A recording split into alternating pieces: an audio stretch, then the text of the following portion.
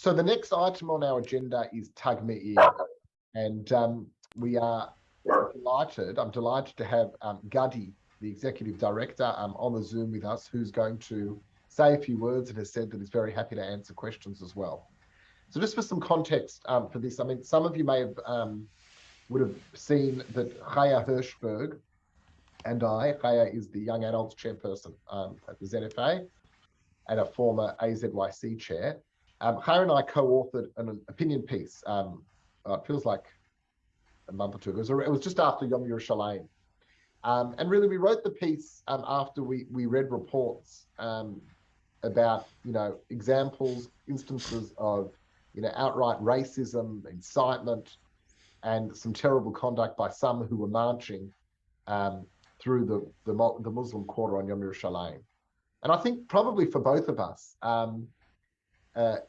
it struck a chord because most of those involved, at least on the face of it, come from, in a broad sense, the part of the Jewish world that both Chaya and I, well, certainly I grew up in, and Chaya has been involved in at various stages of her life, being the religious Zionist world. And, I think seeing some of these events occurred were very confronting, and we felt it was very important to call out that sort of behavior.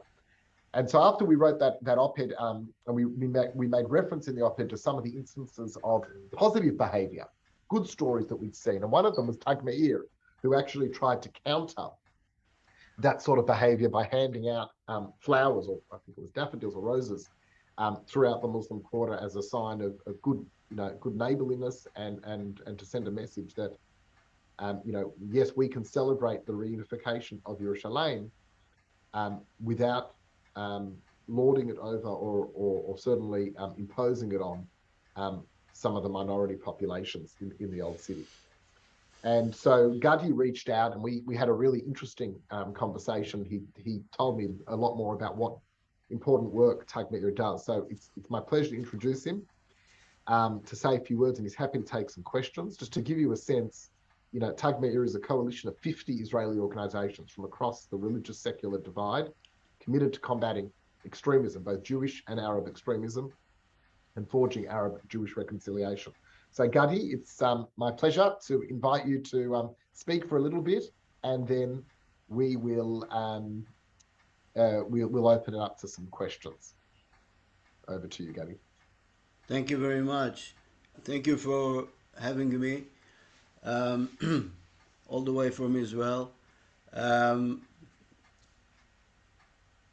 My name is Gadi, and I represent Tag Meir. Tag Meir was started on December 2011 as a result of increasing in hate crime, terror attack, price tag attack, etc. We don't distinguish between all those, and we deny, of course, any kind of violence and terror from any directions. So I'll give you just a few short stories just to explain what we are doing in Tag Meir. So a week ago, 140 Christians from New Jersey, Catholics, came to the old city of Jerusalem, and near the corridor they were attacked by a young ultra-Orthodox youngsters. Range of their age is 9 to 18. They cursed them, spit of them. Those people walk with a big cross and sing songs in Hebrew, including Shema Israel. And unfortunately, the young ultra-Orthodox boy didn't like it, and like I mentioned, spit, curse, and also pour dirty water on them from the roof of the corridor. We arranged a solidarity visit with that group because this is what we are doing in Tag Meir. We went all the way to Tiberia because they spent a week after in the Galil, and people from Tag Meir, from the north came, and here we sit together in the hotel in Tiberia. Rav Meir Rubinstein from Yeshivat Malek Gilboa came and speak to them in English, told them that according to our sources, all men, women were born equal. This is the people in Tiberia. We sit together with the 140 Christians in Tiberia. On the left side, our people, on the right side, their people. And Rabbi Meir Rubinstein spoke to them in English, told them that all men, women were born equal. And at the end of this event, they thanked to us in Hebrew, Shema Israel. Okay. Can you see this slide with the two gentlemen with the white kippah? Yes, Har Nof, Jerusalem. Okay. So this is Har Nof, Jerusalem, 2014. A terrible Muslim attack on a neighborhood called, ultra-Orthodox neighborhood called Har Nof. 6 people were killed, died. And we arrange a combined delegation, Muslims and Jews, and those two gentlemen are Muslims. And this is, we pay a Shiva visit. This gentleman used to be the vice mayor of a city called Baka El Garbia. Another story of Tag Meir. This is a terrible, horrible murder of a young Muslim boy in a neighborhood called Shafat in Jerusalem, and the year is 2014. The name of the boy is Muhammad. That happened just after 3 Jewish boys were killed and murdered. Very well known and famous, unfortunately.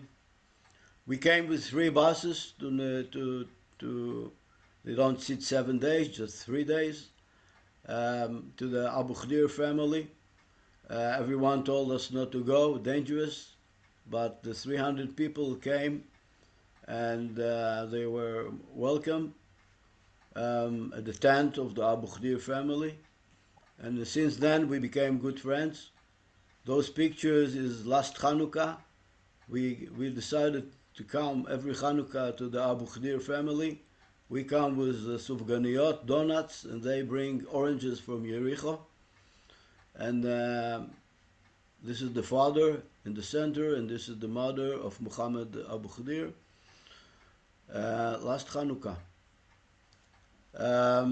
This is our flowers in Jerusalem Day.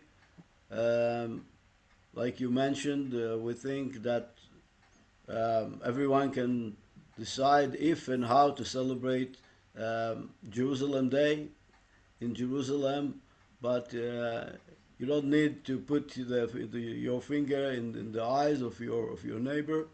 40% of the people that live in Jerusalem are Muslims, and we don't need to occupy Jerusalem every year again and again.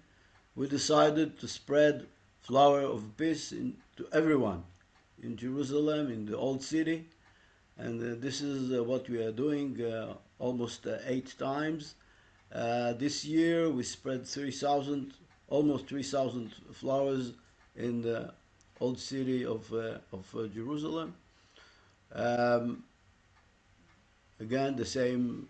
We march from the city hall, from Kikar Safra, to the old city with flowers, and this is our shirt, Tag Meir. Basically, we believe we don't deal with politics. We believe that between the river sea and the Mediterranean, between the Jordan River and the Mediterranean Sea, there are 2 people, 2 nations, and they should, in any political solution, we will live together, and so it's better to know each other, know the language, the culture, and stop the fighting. It will not lead anyway. So that's about Tag Meir. Thank you for listening. Will be more than happy to have any questions. Thanks, thanks, Gadi. And so we'll open it up for questions. You can either virtually raise your hand or just yell as we do, or say, go off mute if you like. If I don't notice you, put up your hand. But maybe while we wait for some questions, I'll just ask Gadi, maybe just explain to us a little bit about why it all started, and why you felt it was necessary to start an organization like this. And I guess the question that I sort of put to you when we spoke is, and it's interesting, after Chaya and I wrote the article, there was, we got a lot of positive reactions. We got a lot of people that also contacted us and said, agree with everything you said. Of course, people that speak like that or shout those slogans are, racist slogans. That's outrageous and unacceptable. But, it wasn't everybody. And of course, the response is, no one's suggesting it's everybody. But I guess what I'm interested to know from you is, how systemic, how ingrained is the problem? Is it a case of a bunch of rowdy kids? Or do you think that there are some more systemic problems within parts of Israeli society that are creating I don't know if it's a generation, but certainly creating groups of, it tends to be, I think, younger people who sort of openly think it's okay to express these radical thoughts?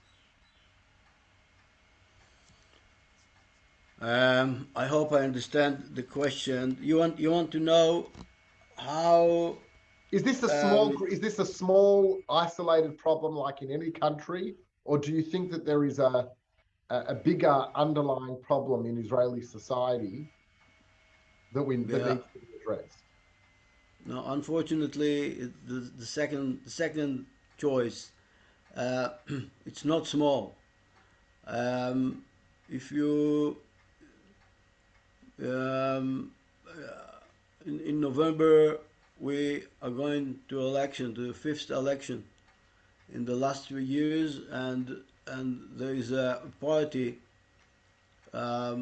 extreme Jewish party, led by two gentlemen, Smotrich and Ben Gvir, and they are going to have between 10 to 13 Knesset members.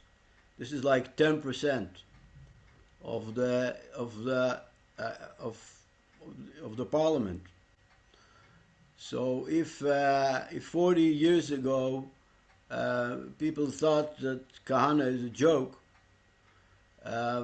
this is not a joke anymore, and it's a direct threat to the state of Israel, and it's a direct threat to the whole Jewish people, because if we have a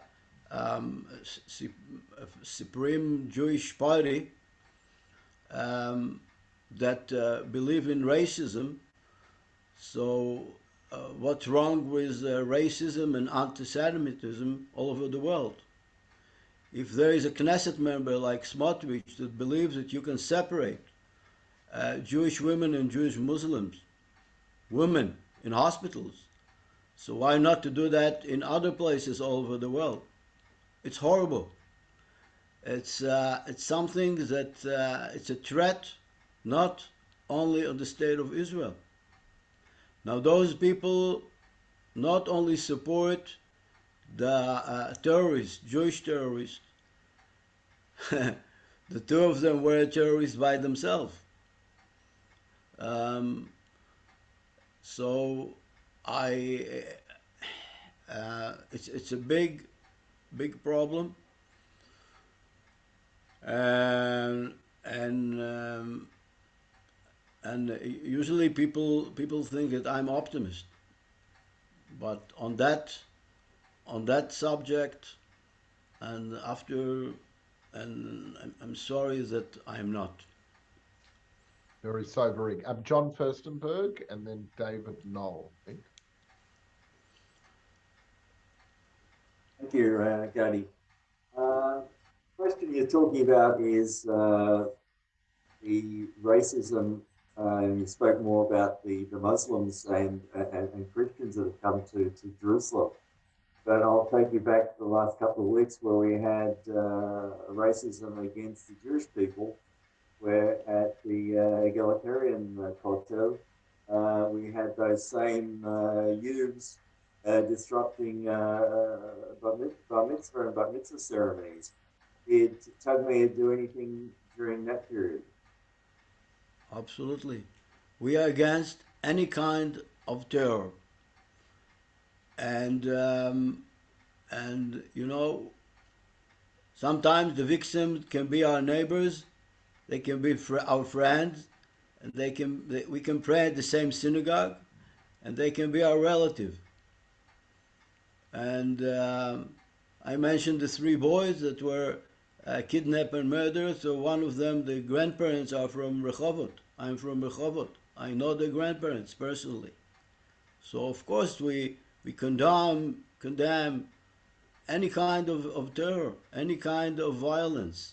But we have army, police, security forces, and billions of shkalim and dollars are put against Jewish terror, and the Jewish country knows how to deal with terror attack from north, south, from Iran, from Lebanon, from Gaza, and inside. But unfortunately, we are not aware enough of this terror Jewish groups. We lost one prime minister by Jewish terrorists. And one terrorist killed 29 innocent Muslims when they pray in the cave of the patriarchs in Hebron. And three Jewish groups tried to get rid of the mosque on Temple Mount. And I don't need to tell you how many Muslims are all over the world. 1.6, including one small country like Indonesia. So it's you have to fight against Jewish Muslim terror like there is no Jewish terror, and vice versa. But you cannot deny, like Smotrich, that there are Jewish terrorists and they are dangerous.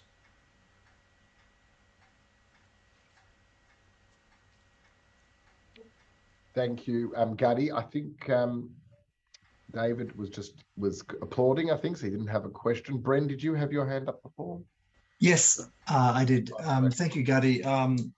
Your observations that not enough has been done to fight and expose the Jewish extremists within Israeli society, I completely agree with them. But what I'm wondering is whether or not your organisation has been able to cross the border, so to speak, and speak to Palestinians, and particularly Palestinians in their society, that are upset by the extremists in their own society, and whether or not you've been able to encourage them to speak out against extremists there.